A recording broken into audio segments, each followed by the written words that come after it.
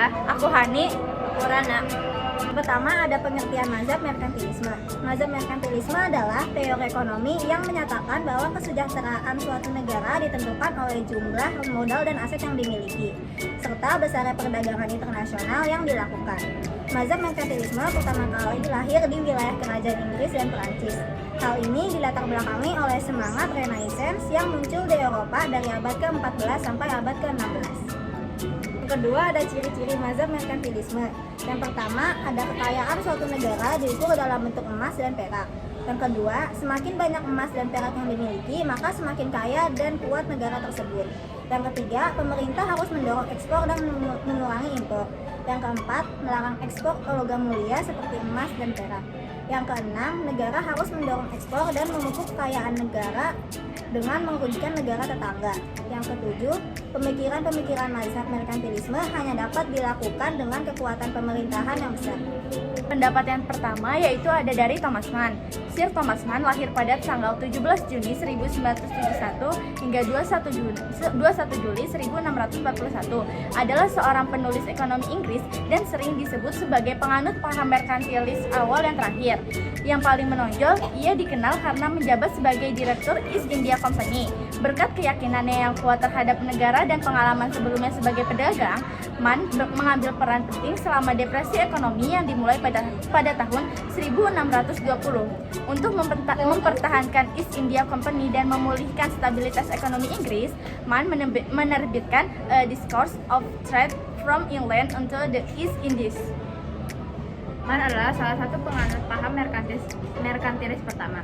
Dengan kata lain, ia percaya bahwa kepemilikan emas suatu negara adalah ukuran utama kekayaannya dan bahwa pemerintah harus mengatur perdagangan untuk menghasilkan kelebihan ekspor atau impor guna memperoleh lebih banyak emas bagi negara tersebut. Para ekonom selanjutnya sejak Adam Smith menunjukkan bahwa perdagangan mengatur dirinya sendiri dan bahwa pemerintah yang berusaha menimbun emas atau mata uang keras lainnya akan memperburuk keadaan negara mereka.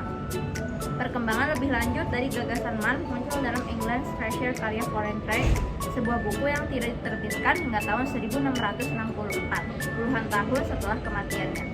Salah seorang penganut teori merkantilisme adalah Thomas Mann. Ia berpendapat bahwa tujuan perdagangan ialah untuk memaksimalkan surplus perdagangan serta aktivitas ekspor yang melebihi impor sehingga negara akan memperoleh tambahan kekayaan emas yang semakin besar. Melalui prinsip-prinsip merkantilis, Mann menciptakan serangkaian usulan cara untuk memperkaya kerajaan yang berpusat pada upaya memastikan bahwa ekspor melebihi impor. Dengan kata lain, Mann menganjurkan tercapainya neraca perdagangan positif yang akan menyebabkan kekayaan Inggris terus meningkat. Tokoh yang kedua adalah Jean Baptiste Colbert. Jean Baptiste Colbert yang lahir pada 1619 sampai 1683, lahir di Reims, Prancis. Colbert bukanlah seorang ahli ekonomi, melainkan dia menjabat sebagai Menteri Utama Bidang Ekonomi dan Keuangan pada masa Louis XIV. Dia memperoleh penghormatan yang tinggi atas kerja kerasnya dalam menghemat anggaran kerajaan dan karyanya dalam memperbaiki kondisi manufaktur serta membawa Prancis dari ambang ke bangkrutan.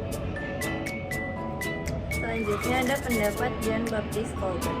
Colbert berpendapat bahwa hanya konstitusi dari sebuah harta perang yang penting yang dapat menjaga kekayaan nasional, juga kemampuan untuk menakuti dan mendominasi sebuah negara melalui kekuatan militernya.